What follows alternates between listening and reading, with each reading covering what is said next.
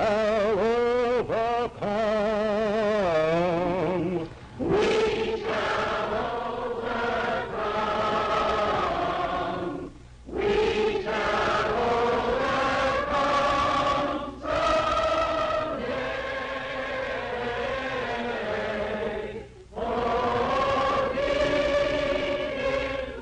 Just 100 years after Lincoln signed the Emancipation Proclamation that freed the slaves, 200,000 people converge on the nation's capital to rally for civil rights. They come by train, they come by bus and by air. They come from the north, the south, the east and west.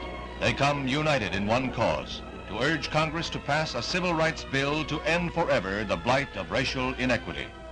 This great throng with a cause gathers on the mall that stretches from the Washington Monument toward the Capitol. From the break of dawn, they filter into the city.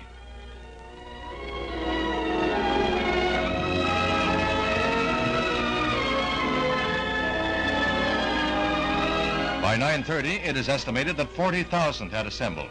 But it's more like a Sunday outing as they form into groups and discuss the day quietly.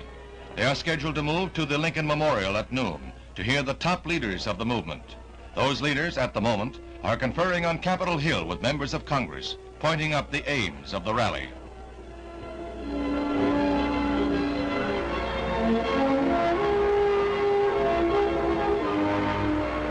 By 11:30, there are more than 200,000 thronging the mall, a crowd that is bigger than the most optimistic forecasts. Now there's a growing animation. It seems as if the demonstrators were finding strength in each other, had discovered their cause was a bond.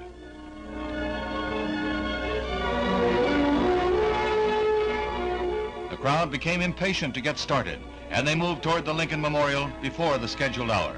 They move with good humor, laughter, and song. Few realize that in a sense they are participants in an historical day. It will become part of the American scene that today's gathering is the largest in Washington's history. The men who organized the rally walk with springing steps toward the speaker stand. On the left, Roy Wilkins with A. Philip Randolph. They have fought their fight all of their adult lives. In the van is Martin Luther King, who has been jailed 12 times on racial issues. Others on hand include Walter Reuther, head of the auto workers.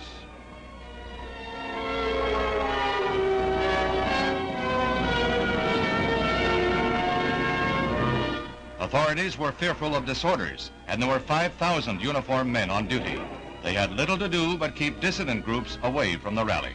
Arrests in Washington were below normal. Police attribute this to the fact that for the first time in 30 years, you couldn't even buy a beer in Washington. The civil rights marchers needed no stimulants like that. They provided their own, with songs that ranged from the sacred to the hillbilly, but with the one recurring theme, the cause of 20 million Negroes.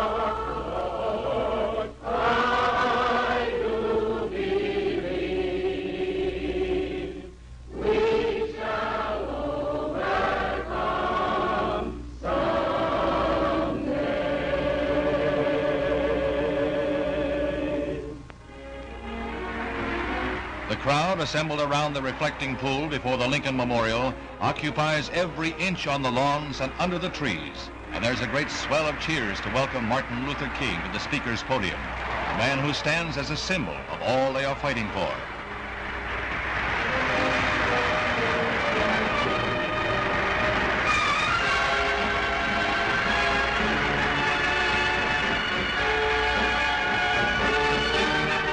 Later, Mr. King and the other leaders are to go to the White House, where the president said that everyone must be impressed with the demonstration of the throng's faith and confidence in our democratic form of government.